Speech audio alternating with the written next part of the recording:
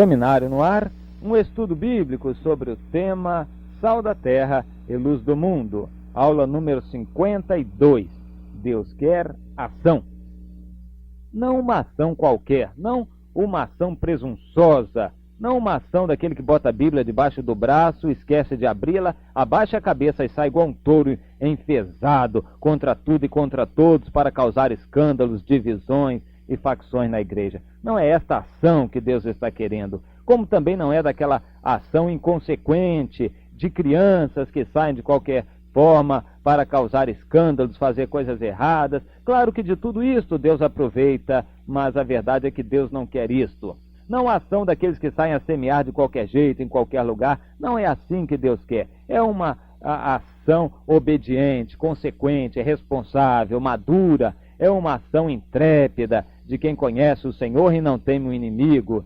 Esta é a ação que Deus quer. Mas esta ação, meu irmão, minha irmã, é uma ação sincera, baseada no conhecimento que alguém tem do Senhor, na sua experiência com Deus. É isto que Deus está querendo de você, é isto que Deus está querendo de mim, de nós. Agora, para isto, eu insisto, você não precisa ser um super santo, um santarrão, um maravilhoso homem que não peque. Isto talvez você nunca conseguirá chegar a ser. Não espere ser aquele perfeitão aqui na terra para depois começar a testemunhar. Certamente você nunca testemunhará desta maneira, mas comece a agir séria, responsavelmente, com sinceridade. É assim que Deus quer.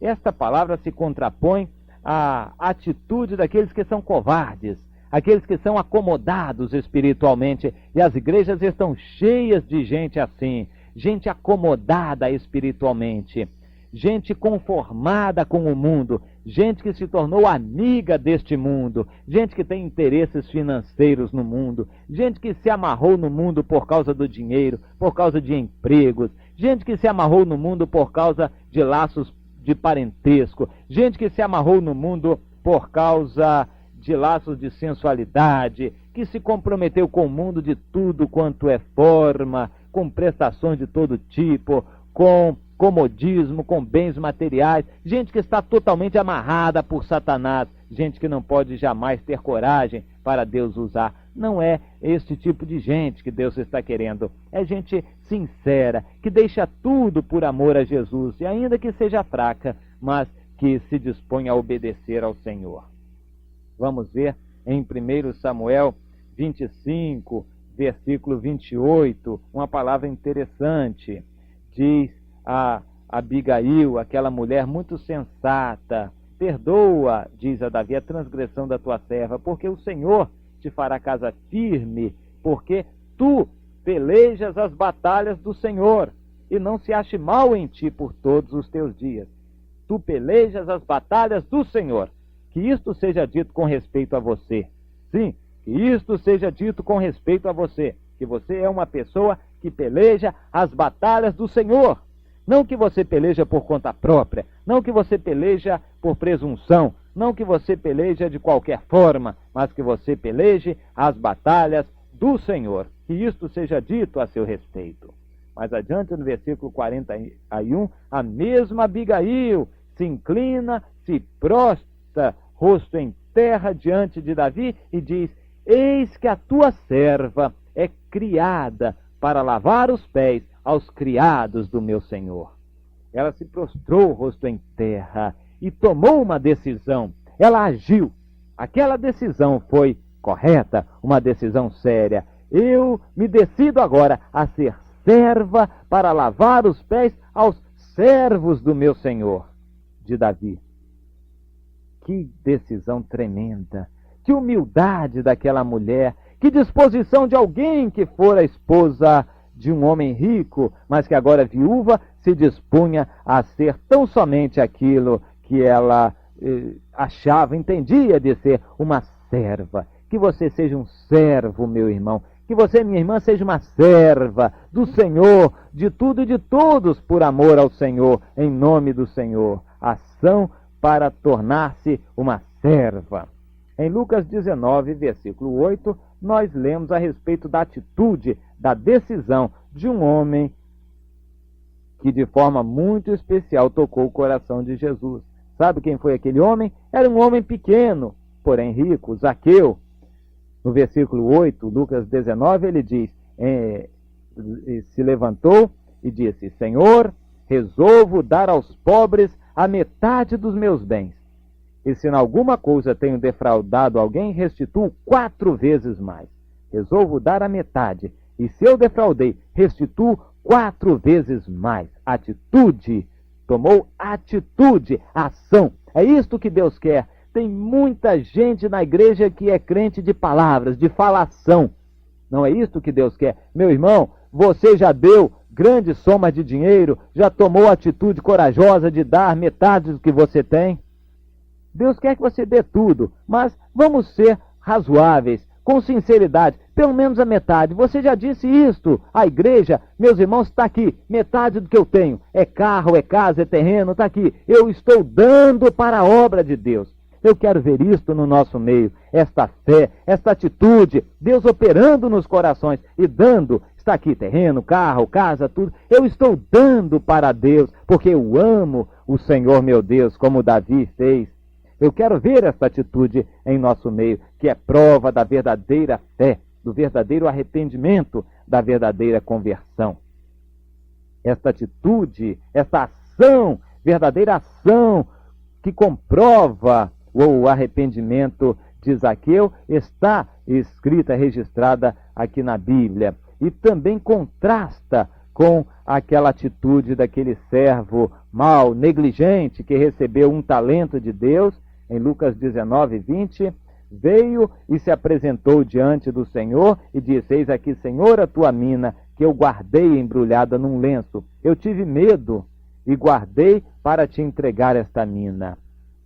Quantos e quantos receberam de Deus e têm recebido graça, bênçãos abundantes, no entanto, têm guardado o seu talento, não tem tomado atitude nenhuma, não tem tido ação nenhuma, não tem tomado passos concretos. Em outras palavras, não tem feito nada, tem tido medo, covardes, estão se acovardando diante de Satanás, estão vendendo o direito de primogenitura espiritual, estão vendendo a sua bênção espiritual por um dinheiro de um emprego, de uma aposentadoria, de um INPS que já não significa mais nada, estão vendendo o privilégio de trabalhar para Deus, de pregar o Evangelho, por causa de um bem material, de um emprego, por causa de um relacionamento, por causa de um laço de parentesco que não querem quebrar, que não querem romper por causa do Senhor. Então, Deus diz que Jesus vai se envergonhar de você, porque você tem se envergonhado diante dele aqui. Esta atitude é terrível. Esta atitude talvez seja a atitude mais comum dentro da igreja. Muitos crentes estão querendo uma igreja boa, acomodada, uma igreja gostosa para ficar ali dentro, uma igreja que não precise ir lá fora para pregar a ninguém, uma igreja que não exija muito, uma igreja que seja boa e que dê tudo o que você precisa espiritualmente. Esta igreja é a que muitos estão procurando, mas esta não é a igreja de Deus, não. Esta é uma religião cristã que seja, mas não é a igreja de Deus. A igreja de Deus é daqueles que agem, ou são aqueles que agem. Igreja são pessoas, igreja são aqueles que agem, aqueles que obedecem, aqueles que creem, aqueles que vivem, aqueles que andam, que caminham, aqueles que fazem a vontade de Deus. Não é daqueles que são covardes, aqueles que capitulam diante do mundo, aqueles que toleram o mundo, mas é daqueles que agem, apesar da sua fraqueza, agem e glorificam e exaltam com isto, com a sua atitude, o nome do Senhor. Nós temos muitos exemplos na Bíblia daquilo que Deus quer que nós sejamos. Por exemplo, o Joabe, lá em 2 Samuel 10, versículos 12 e 13. Numa situação muito difícil, em desvantagem numérica em uma guerra, ele tem um arroubo de coragem e diz, sê forte, pelejemos varonilmente pelo nosso povo e pelas cidades do nosso Deus, e faça o Senhor que bem lhe aprouver.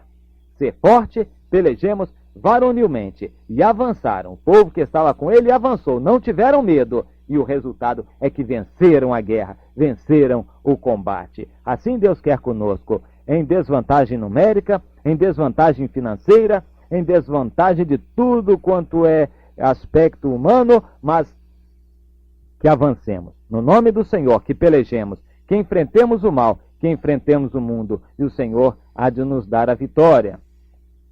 Mais adiante nós encontramos exatamente o contrário, o exemplo negativo, o exemplo terrível para nós, o exemplo de Davi. Em 2 Samuel 11, todo o capítulo trata daquele sério, triste, grave, nojento pecado de Davi. Quando todo o povo estava indo ao combate, quando todo o povo estava indo à peleja, Davi ficou em casa. Ficou em casa à toa. Ele era rei, a casa dele era boa, a casa dele era agradável, era o palácio. Certamente ele tinha à sua disposição todos os tipos de shows. Ele tinha ali muitos artistas, cantores, bailarinos e bailarinas. Ele tinha comida muito boa, ele tinha teatro, ele tinha grandes shows ali no seu palácio. Ali estava o rei Davi. O resultado, entretanto, foi que ele viu o pecado, caiu, pecou, adulterou, mandou matar o marido da mulher adulterada, fez uma confusão terrível. Mas observe, anote bem, tudo começou com a fraqueza de Davi, o comodismo. Ele quis ficar em casa, ele provavelmente foi covarde, ele teve medo de ir à guerra e ficou em casa. Ele não foi à frente dos soldados para a batalha. O resultado é que ele pecou. Por causa daquele pecado, grandes e graves consequências vieram sobre a sua vida e sobre a sua família. Não tenha você o mesmo fim que teve Davi naquele episódio. Então comece a dedicar a sua vida, a empenhar-se na obra de Deus, comece a trabalhar. Não tenha dúvida, entre pelas portas que o Senhor abre. Se você tiver dúvidas, leve as dúvidas ao Senhor, mas não confunda suas dúvidas com suas certezas. Não troque uma coisa pela outra. E que as dúvidas que você tem, eu também tenho muitas dúvidas, não sirvam para atrapalhar as certezas, as convicções que o Senhor já lhe concedeu. Aquilo que Deus já mostrou que você deve fazer, não tenha medo, não titubeie, mas faça. Em nome do Senhor, vá avante e faça. O que Deus mandou você fazer, faça. Obedeça com toda a seriedade, com toda a dedicação, e o Senhor há de recompensar. Faça você como fez Ruth, lá no capítulo 1, versículo 16, dizendo para sua sogra Noemi: não me inste para que te deixe, e me obrigue a não seguir-te, porque aonde quer que fores, irei eu, e aonde quer que pousares, ali pousarei eu. O teu povo é o meu povo, e o teu Deus é o meu Deus. Aonde quer que fores, irei eu. Que atitude decidida! É isto que Deus quer ver em nós, que você tenha esta atitude, esta mesma atitude, meu irmão, minha irmã, atitude decidida. Aonde quer que fores, irei eu. Que seja assim com você. Agora, vamos ainda ver aqui no livro de Juízes umas atitudes que Deus espera de nós, como ele observou, como ele viu e se agradou do seu povo Israel entrando na terra de Canaã. Juízes 1, versículo 8. Os filhos de Judá pelejaram contra Jerusalém e tomaram-na, passaram-na ao fio da espada, puseram fogo à cidade e a conquistaram. Os filhos de Israel pelejaram e venceram. A luta foi árdua, mas eles venceram. O Senhor quer que assim seja conosco. Mais adiante, versículos 14 e 15, atitude de Áquisa, filha de Calebe, quando foi ao seu pai, pediu, atitude corajosa. Ela queria terras para trabalhar, para junto com seu marido trabalharem. Ela foi ao pai e pediu. Vamos ter atitudes como Deus quer. No versículo 19, diz que o Senhor esteve com Judá, e de Judá despovoou as montanhas.